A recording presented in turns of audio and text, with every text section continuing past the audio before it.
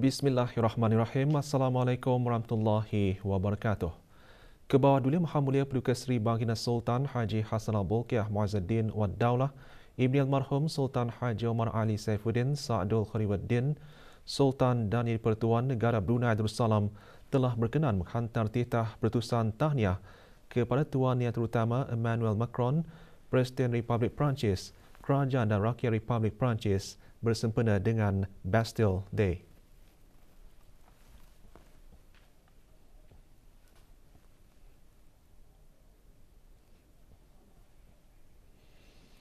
Durian Teramat Mulia Paduka Seri Pengiran Muda Mahkota Pengiran Muda Haji Al-Muhtan Billah Ibni Kebawah Dulia Maha Mulia Paduka Seri Baginda Sultan Haji Hassan Al-Bolkiah Muazzaddin Wad Daulah, Menteri Kanan di Jabatan Perdana Menteri, dan Yang Teramat Mulia Paduka Seri Pengiran Anak Isteri Pengiran Anak Sarah binti Pengiran Haji Saleh Abrahaman malam tadi berkenan berangkat menyaksikan perlawanan akhir Kejohanan Badminton Terbuka A1 2021. Kejohanan bersempena dengan sambutan perayaan ulang tahun Hari Keputeraan Kebawah Dulia Maha Mulia ke-75. Paduka anak anda Dulian Teramat Mulia, Yang Teramat Mulia Pengiran Muda Abdul Muntakim berangkat menyertai kategori berguna lelaki bawah 14 tahun. Berangkat sama Yang Teramat Mulia Pengiran Anak Munirah Madhul Bolkiah. Kejohanan berlangsung di Pusat Belia di Ibu Negara. Keberangkatan Dulian Teramat Mulia dan Yang Teramat Mulia dijunjung oleh Yang Berhormat Awang Haji Nazmi bin Haji Muhammad, Menteri Kebudayaan, Belia dan Sukan. Yang Teramat Mulia Pengiran Muda Abdul Muntakim yang berpasangan dengan Desen Chong Min Tin bertemu bergu Muhammad Talipudin Irmadina dan Muhammad Haziq Rozi. Perlawanan dimenangi oleh Muhammad Talipudin dan Muhammad Haziq dengan straight set 10-21, 13-21.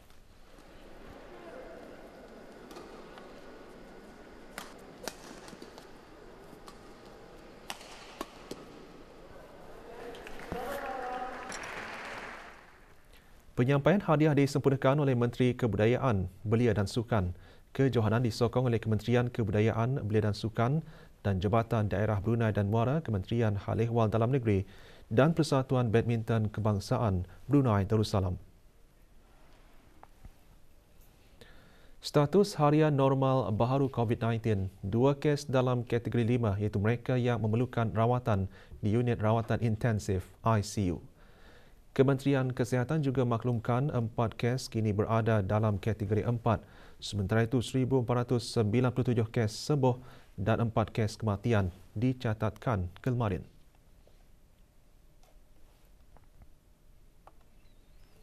Jumlah keseluruhan pemberian 2 dos vaksin COVID-19 bagi kanak-kanak berumur 5 hingga 11 tahun ialah 77.4%.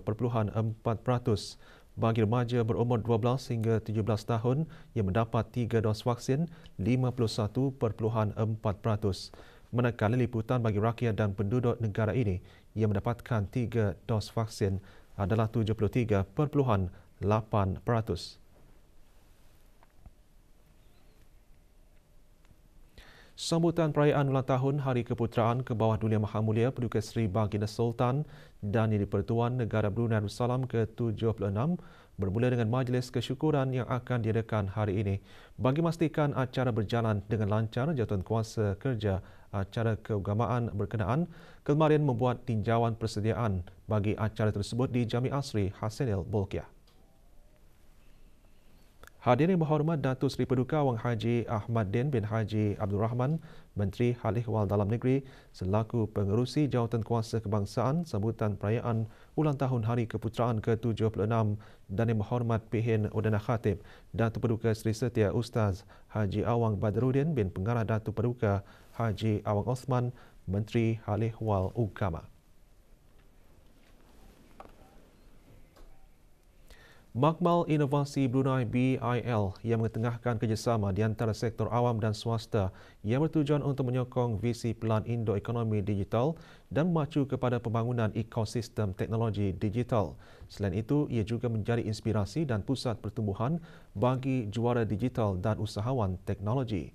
Menteri di Jabatan Perdana Menteri dan Menteri Kewangan dan Ekonomi kedua menggariskan perkara itu semasa pelancaran BIL di Knowledge Hub Anggrek Desa kemarin. Yang Berhormat Datuk Seri Setia Dr. Awang Haji Muhammad Amin Liu bin Abdullah berkata, inovasi ekosistem di negara ini masih di peringkat awal. Menurutnya, negara Brunei Darussalam kini berada di kedudukan 71 dalam kalangan 131 buah negara Indeks Inovasi Global seperti yang disenaraikan oleh Pertubuhan Harta Intelek Dunia Inovasi Global. To accelerate the development of innovation and nurture technopreneurship amongst our locals, the Brunei Innovation Lab will provide the required support, which extends to mentorship in specialized IT skill sets, marketability of the products and services, and funding. I hope the current and future market players will utilize the Brunei Innovation Lab as the platform for holistic collaboration with key stakeholders in the industry. Pelancaran makmal berkenaan disempurnakan oleh Menteri di Jabatan Perdana Menteri dan Menteri Kewangan dan Ekonomi kedua dan Yang Berhormat Pengiran Syamhari bin Pengiran Datuk Paduka Haji Mustafa, Menteri Pengangkutan dan Info Komunikasi yang juga pengerusi bersama Majlis Ekonomi Digital. BIL ditubuhkan dengan kerjasama antara syarikat Brunei Shell Petroleum, Shell Lifewire Brunei, Datastream Digital Sdn Bhd DST dan Darussalam Enterprise Day bagi memacu pembangunan ekosistem teknologi digital negara.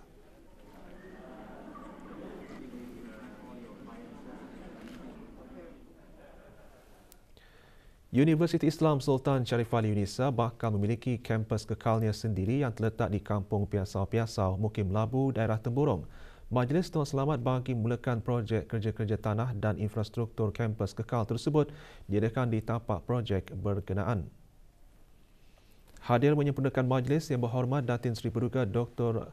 Hajah Romaizah binti Haji Muhammad Saleh, Menteri Pendidikan. Juga hadir Dr. Haji Nur Arfan bin Haji Zainal, Rektor Yunisa. Projek ini telah bermula pada 7 Mei lalu dan dijangka siap pada 6 Mei 2024. Dengan terbinanya kampus kekal Yunisa itu nanti, diharapkan ia akan menjadi pemacu tanda bagi perkembangan syiar Islam khasnya sebagai sebuah universiti Islam tulen dan menjadi hub bagi pusat pengajian tinggi Islam di rantau ini.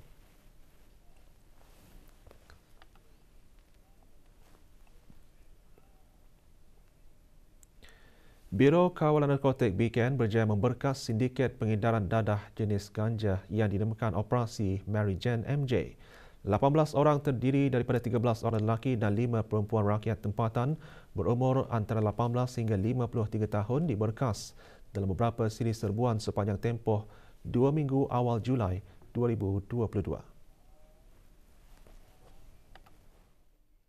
Serbuan dijalankan ke atas beberapa buah kediaman di Kampung Mata-Mata, Kampung Lambak Kiri, Kampung Pancur Mengkubau, Kampung Tanah Jambu, Kampung Rimba, Kampung Sungai Besar dan Kampung Mentiri, daerah Brunei dan Muara.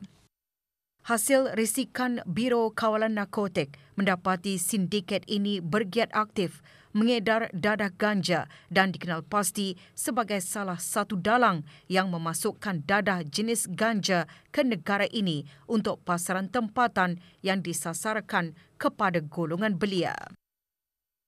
Pada tahun ini sahaja sehingga Jun 2022, BKN telah mencatatkan 151 orang tangkapan yang terdiri daripada golongan belia iaitu di antara umur 15 hingga 35 tahun. Kadar ini adalah sangat membimbangkan kerana ia merupakan separuh daripada jumlah tangkapan bagi tempoh 6 bulan pertama tahun ini. Secara keseluruhan, BKN telah merampas dadah jenis ganja seberat 867.42 gram.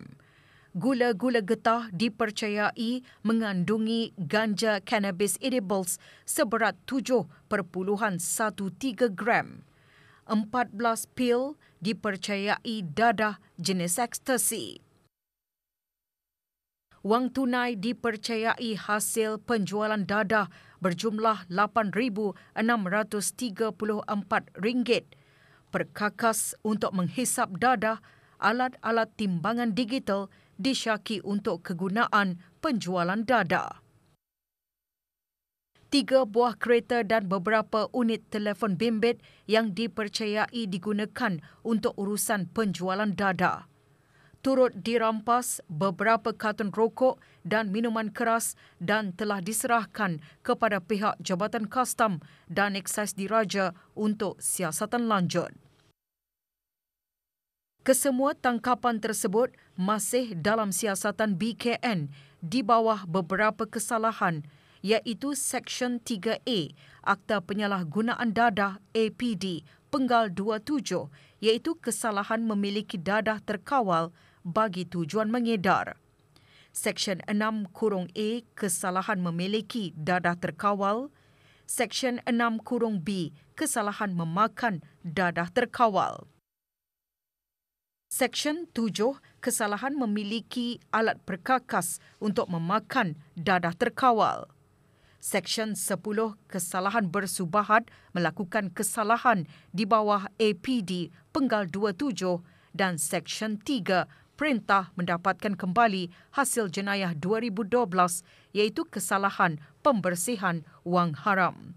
BKN mengingatkan bahawa negara Brunei Darussalam masih mengharamkan dadah ganja dan adalah menjadi satu kesalahan untuk memiliki, menghisap, memakan, menanam pokok ganja di bawah Akta Penyalahgunaan Dadah Penggal 27. Di bawah Undang-Undang Negara Brunei Darussalam, mana-mana warga negara atau penduduk tetap yang didapati mengambil dadah terkawal di luar negara boleh didakwa seperti mana kesalahan itu dilakukan di dalam negara tanpa mengira di mana pengambilan dadah itu dilakukan. Kesalahan memakan dadah terkawal kelas A boleh membawa hukuman penjara sehingga tempoh 10 tahun atau denda RM20,000 atau kedua-duanya. Rakyat dan penduduk negara ini yang berhasrat untuk melancong ke negara lain bagi sebarang urusan adalah disarankan untuk peka dan berwaspada mengenai perkara ini. BKN akan sentiasa memantau situasi dadah di negara ini dan tindakan yang tegas tanpa kompromi akan diambil ke atas sindiket-sindiket pengedaran dadah yang sedang dan hendak bertapak di negara ini dalam pendekatan toleransi sifar negara terhadap dadah haram. Di kesempatan ini juga BKN merakamkan ucapan penghargaan kepada agensi-agensi perisikan keselamatan dan penguatkuasaan di negara ini atas bantuan dan kerjasama yang diberikan ke arah menjayakan operasi ini.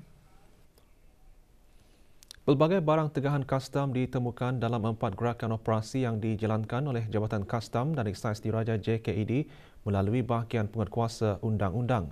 Operasi tertumpu di kawasan Kampung Salam Bigar, Kampung Anggrek Desa, Kampung Sungai Besar dan Lorong 3 Selatan Seria, Kuala Belait.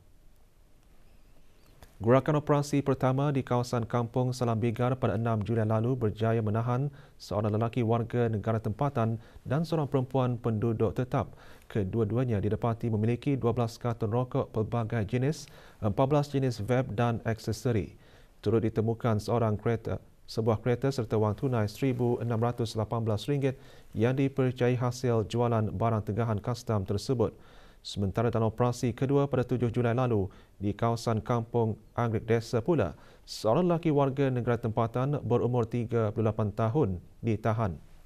Lelaki tersebut didapati memiliki 23 kartun, 11 paket dan 7 batang rokok pelbagai jenis. Turut ditemukan sebuah kereta serta wang tunai RM708 dipercayai hasil jualan barang tegahan terbabit. Manakala dalam operasi di kawasan Kampung Sungai Besar pada 8 Julai lalu, pihak JKED menemukan 24 botol minuman keras, 18 batang rokok, 12 kg tongking ayam, 20 kg sayap ayam dan 92.8 kg hati buaya yang diragui kehalalannya. Gerakan operasi ketiga itu juga menahan seorang lelaki warga negara tempatan berumur 37 tahun dan sebuah kereta. Pada 9 Julai, gerakan operasi kelima dijalankan tertumpu ke atas sebuah rumah di kawasan Lorong 3 Selatan Seria, daerah Belait.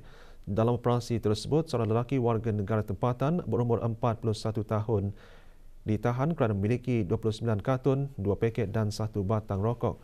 Semua barangan tegahan dirampas dan individu-individu terlibat telah dibawa ke Pejabat Penguatkuasaan Undang-Undang untuk siasatan lanjut. Berikutan aduan orang ramai, Jabatan Hal Ehwal Syariah Kementerian Hal Ehwal Agama menjalankan pemeriksaan bagi berus pastri jenama Food Guru yang dijual di salah sebuah premis perniagaan di negara ini. Pembuatannya diragui dan dipercayai mengandungi bahan yang tidak halal.